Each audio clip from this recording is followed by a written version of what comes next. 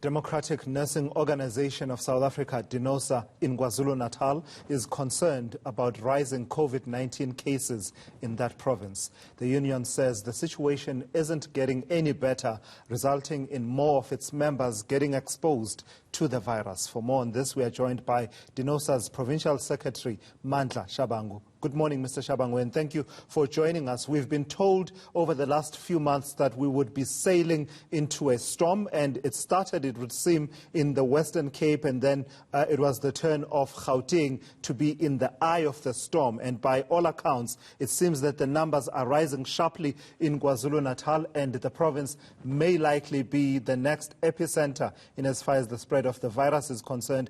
But you have your worries about the province's preparedness. What are those? Thank you, Tulas, and the viewers at home. We are very worried, Tulas, because the problem with the department is that it seems to be very reactionary when it comes to preparations regarding the COVID. As you would recall, that the first case was in March in this province. But until now, we see management moving at the same pace as they were moving when we had 2 people affected in the province, while now we are over 100,000. But the practices and the manner they are approaching the virus remains the same with them. New guidelines come into force, they don't implement them, they take 4 weeks to write 1 sentence of a guideline. It is very concerning that the department seems not to be having a clue of how to deal with the increase.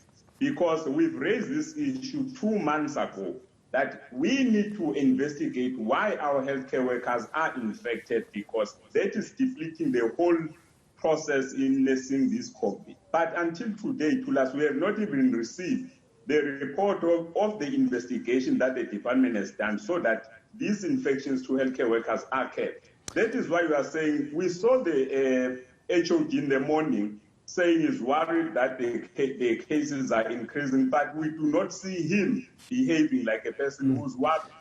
So in as far as the infection of healthcare workers, is it your view that this is more pronounced in KwaZulu-Natal than in other provinces?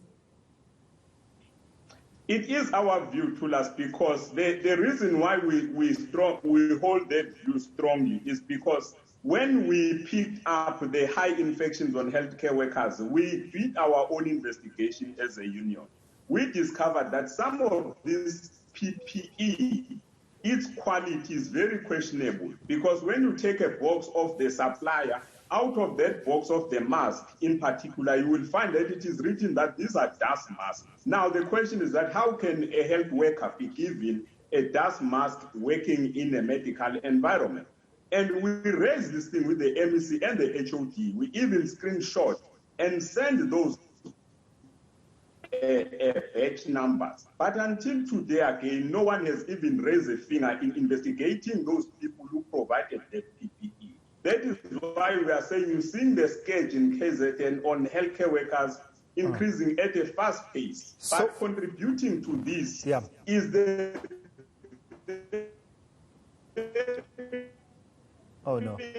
arrogant and confusing. Oh no, Mr. Shabangu, we do seem to be losing you there. Let me just give it one more try because of the network issues, broadcasting in the age of COVID-19 and the lockdown. You were making a point about the quality of the personal protective equipment. Take me quickly to your concerns around the issue of the directives that you're saying are not in place, and sometimes there are various directives, some of which are not necessarily consistent. Specifically, talk to me about the issue of leave for healthcare workers when they need to either self-isolate or to go into quarantine. You have concerns there. You are saying there are certain practices that are not, supportive of the workers.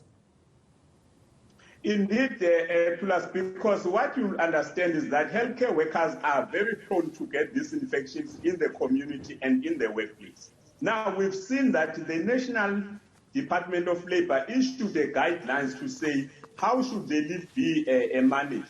For example, if I am a suspect of COVID, I present with the signs, and I'm sent home for quarantine, The practice is that when I come back, I sign a special leave. But with the Department of Health Kwazulu-Natal, they're saying if you've been on that leave, you must sign from your own day's leave, meaning people are finishing their 6 days in a space of 1 week.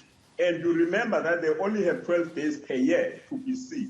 Now, we're seeing this as being punitive to our members as if they ask for the virus to come to them. Instead of the HOD being sensitive to the situation, he refused to issue a guideline that will be in line with national guidelines saying for a COVID case that is positive, you should be signing a special leave, not your personal leave being in your sick leave.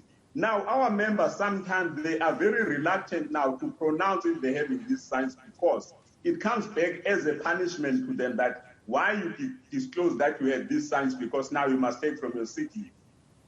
All right, thank you for that, Mandla Shabangu, giving us the workers' perspective there in as far as preparedness of KwaZulu-Natal as the storm that we've been talking about looks decidedly headed for that province in as far as the number of cases are concerned.